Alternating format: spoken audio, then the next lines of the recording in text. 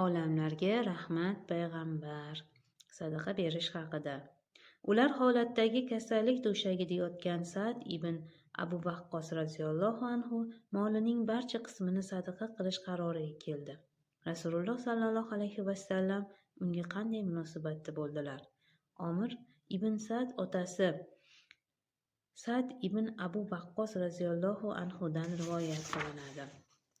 Vidolashuv hajida kasalim zo'rayib turgan paytda Rasululloh sallallohu alayhi vasallam biznikiga meni ko'rgani keldilar.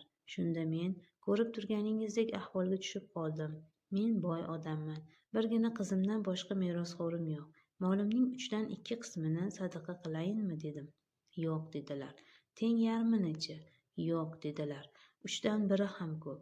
Chunki merosxo'rlaringni boy holida qoldirishing ularni odamlardan tilanadigan boqimanda qilib qoldirishingdan yaxshiroqdir. Allohning roziligini istab qilgan nafaqang borki, uning uchun senga ajr beriladi. Hatto ayolingning og'ziga tutgan narsang uchun ham, dedilar. Rasululloh sallallohu alayhi vasallam marhamat qilganlar. Allohning yo'lida bir infoq qilganing 1 dinor va qul uchun infoq qilganing 1 dinor va miskinga sadaqa qilganing 1 dinor hamda ahlingga infoq qilganing 1 dinor.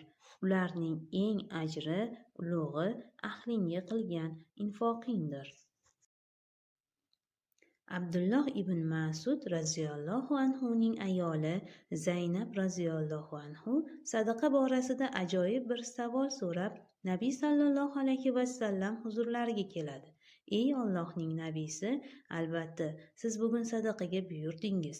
Menda o'zimning taqinchog'im bor. Uni sadaqa qilmoqchi bo'ldim. Shunda Ibn Mas'ud o'zi va farzandi mening ularga sadaqa qilishimga haqliroq deb hisobladi, deydi. Shunda Nabiy sallallohu alayhi vasallam aytadilar: Ibn Mas'ud to'g'ri aytibdi.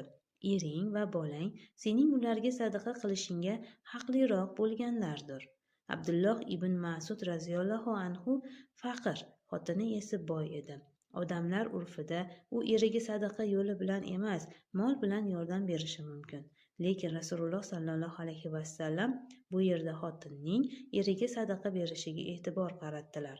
Chunki nafaqa faqat erkakning zimmasida. Agar ayol o'z molidan bersa, bu ham eri uchun sadaqa bo'ladi.